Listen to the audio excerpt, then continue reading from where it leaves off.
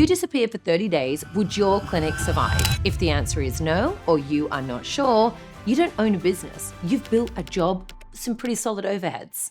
And I know what you're thinking, but my clients prefer me. My team isn't ready. I can't step back yet. I mean, I've heard it 100 times.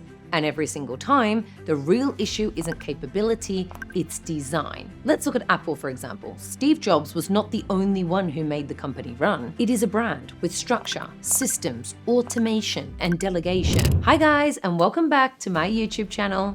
I'm Nurse Sarah Louise, and this is The Business Injection. I built SLA Medical from a garden clinic into a business that runs whether I'm in the treatment room or not. We've been featured in Vogue, Harper's Bazaar, worked with Allergan and Merz. But more importantly, I've spent the last 3 years helping UK clinic owners escape the exact trap you're in right now. In this video, I'm going to show you the difference between owner-dependent and owner-led. The 4 pillars you need to build operational independence and give you back your time. I'm also going to share the 30-day test that'll reveal exactly where your business is broken. This isn't for new injectors figuring out how to get new clients. This is for clinic owners seeing at least 20 to 30 patients per week, might be fully booked, exhausted, and trapped. If that's you, keep watching. If it's not, this probably won't be relevant. So let's diagnose owner-dependent versus owner-led. Owner-dependent clinics stop when you stop. Your revenue rapidly decreases, and the team waits for your decisions. Client loyalty is to you and not the clinic. And unfortunately, you're the fixer and you're the closer. You're not running a business. You have become the product. So let's define the opposite, something that's owner-led. The owner sets the strategy, doesn't execute everything. The team operates and delegates with authority. Systems run literally the day-to-day, and revenue isn't tied to your personal treatment hours. The business is an asset, not your skill set. You're building something that could scale, sell, or run without you. So how do you shift from one to the other? It's not technically about working less. It's about building differently. And to do this, there's 4 non-negotiable pillars that I stand by. And these are the 4 pillars of operational independence. Pillar 1 is financial visibility. Most owners can't see their numbers in real time. I mean, there's no P&L clarity. They're cruising through the months blind, like winging it.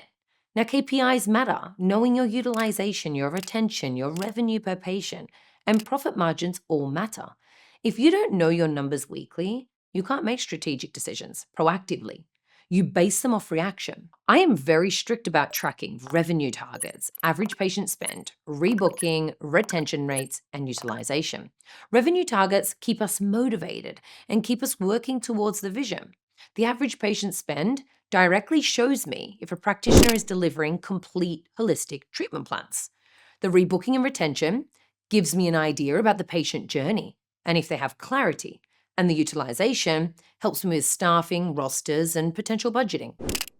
Let's look at pillar 2. This is all about SOP architecture. All businesses operate with systems, processes, protocols, and policies. These are what build the foundation of your company. They allow a framework that becomes the baseline expectation of your brand. Without these, you'll never be able to truly step back, because what is in your head does not mean you have systems in place. You need to create the IP of your business and have it on paper or on a cloud as a reference point. If it's only in your head, you can't scale that. And the danger here is that if you're not available, nothing will continue to operate. That's why so many clinic owners get frustrated when they take a day off or they begin to delegate and nothing goes to plan, or at least delivered to their expectations. SOPs and standard operating procedures are not corporate. People often think because they're not a large, huge corporate business that they don't require them. But in fact, if you want to now have the freedom to step back at any capacity, they are non-negotiable. This will allow your team to perform with consistency and care, not based off reactivity, and if they have a good day or not. You'll often hear me say, your team doesn't need motivation, they need clarity. They need guidance. As business owners, we expect our staff to be independent, to be forward-thinking, to have initiative, to work towards a vision. Yet I see so often business owners, they have no structure, They have no training programs, no frameworks in place to guide them, and there's no support structure for them to get the best version of themselves. Because people with all those qualities that we want often need a pathway and systems to motivate them and give them clarity to improve and perform. I believe the first 3 SOPs every clinic needs, daily admin SOPs. What do they do every single day? These are great. They're a tick box sheet that all of your staff can go through every day, and you know exactly what's happening. Even like me, sitting in another country, I can check even a light switch has been turned off. The patient journey process, booking and admin processes to the clinical journey. How does your patient feel when they walk in? Who smiles and greets them? Do they get asked for a coffee? What does that look like once they go into the room? Are they getting skin scans? Are they having their consultation? And then what does that look like when the patient is brought out? This is paramount. And consultation processes and frameworks. What specific questions do your practitioners ask and why? What is the consultation flow? What are they actually following? Because when they suddenly have a bad day or an off day, everything goes out the window because there is no structure. Pillar 3, delegating decisions and preempting.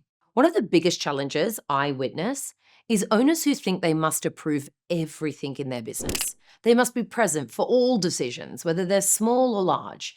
And honestly, this slows down the complete efficiency of any business. You need to define what decisions the team can make without you.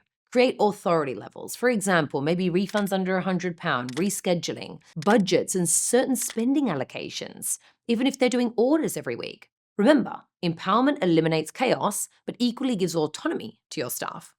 When a system exists, if your team is texting you on a holiday or a day off, you haven't really delegated right. You've just added remote work for yourself. One critical thing we developed was an ordering system. Something critical that we developed in the business injection is an ordering system. It's a spreadsheet formulated with the minimum and maximum amounts of stock or consumables you require for the clinic. This can be followed weekly, bi-weekly, or even monthly to ensure that you never run out of stock. But also, as an owner, it means you don't have to be present to make these simple decisions, which often can take up a lot of time. Pillar 4, let's talk about recurring revenue baselines. How do you start every month with recurring revenue? Now, this isn't always a membership like people think. And I know it's trending right now, so we always opt for that. We know that businesses with recurring revenue have predictable cash flow and a much calmer environment. The first thing is treatment plans. Having patients visiting often obviously gives recurring revenue. Rebooking patients ensures we see them again. And following the retention systems activates revenue without attracting even new clients.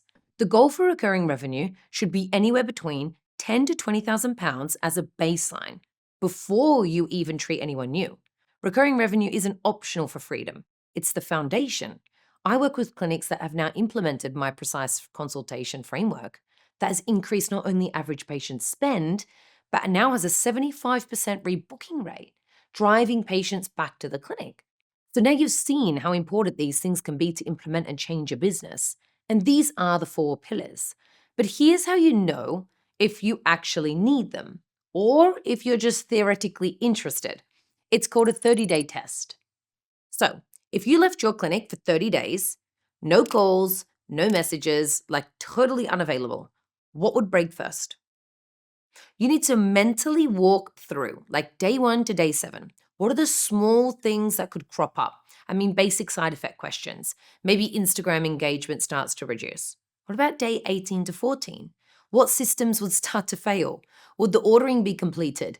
And would you know what your team is doing every day? Even the Sharps collection. Day 15 to 21. What revenue would drop? Retention, is that even being done anymore? No newsletters being sent out? No loyalty to keep your patients engaged? And at day 22 to day 30, what would collapse entirely? If the answer is everything would potentially fall apart, you're very owner dependent. If the answer is a few things would slip, but I mean we would survive, you're owner led, probably with gaps. If the answer is we'd be fine, maybe even better, you've built an asset. So well done. So I remember when I first did this test, it's mentally terrifying. So small things that actually broke were just the daily SOPs. I didn't know what my staff were doing. So I implemented an SOP daily sheet and a simple consultation framework, just so I could start to audit and evaluate the practice when I wasn't there. This test isn't meant to make you feel bad. It's just literally a diagnostic. And once you know what's broken, the greatest thing is you guys can fix it. So why being the best injector becomes the problem and not the solution? Your clinical skill probably got you here, but now it's the ceiling pride tied to being the best. And that resistance to delegation. I've often heard clinic owners say that their clients or patients prefer you because the team isn't trained properly or they're not positioned correctly. And if you're the only one who can deliver the results, you haven't built a business. You've built a very skilled solo practice with some overheads. So this is really important where you need to make that shift from a practitioner in that identity, now moving into a leader and a CEO. Your job is to build the systems that produce consistent results. Teams that can deliver 80 to 90% of what you do if trained and supported correctly. You become the architect, not the executor. I realized when I was the problem in the clinic, I quickly realized that I was one of the biggest problems in my business. Everyone always wanted me and they wouldn't ask for anybody else. The problem was I haven't put my staff visible enough to the rest of the world. And this was a restraint that I needed to change. So I started to train my staff and put them at the pivotal point of the brand. I retracted myself back from the business and I began to concentrate on their training and their mentoring and position them as the experts in the business. And this allowed me to gain freedom. Most owners think freedom means working less, but it doesn't. Not at first. It means working differently. What changes first is your calendar. You have less treatment time and more strategic time. Your team's autonomy, so they build confidence, they stop asking permission, and they start executing. Your revenue model becomes predictable, not month to month, and you're not guessing. Your mindset changes from I have to do this to, like me, I choose to do this. Your business value becomes an asset and not based on one person's skill set. Your timeline expectation, it's not overnight to do this. In 90 days to see structural shifts. So let's look at a timeline expectation. This isn't going to happen overnight. Usually you'll see around 90 days to see any structural shifts. 6 to 12 months to see full operational independence. But the alternative is 5 more years of the same exhaustion you're in now. So the question is, when do you start? So let's recap. Owner-dependent means the business stops when you stop. And owner-led means you've built systems, financial visibility, delegated decision-making, and recurring revenue that let the clinic operate without you there.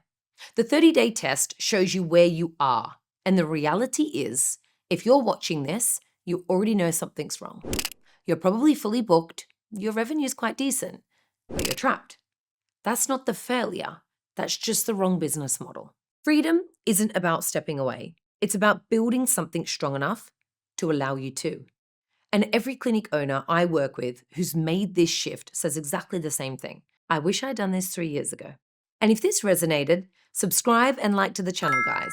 I'm releasing a new video every week on clinic systems, recurring revenue, and how to build a business that doesn't need you to work in it. Like the video if it was helpful, and drop a comment below. What would break first in your clinic if you disappeared for 30 days? I read every single one. And remember, guys, protect your investment.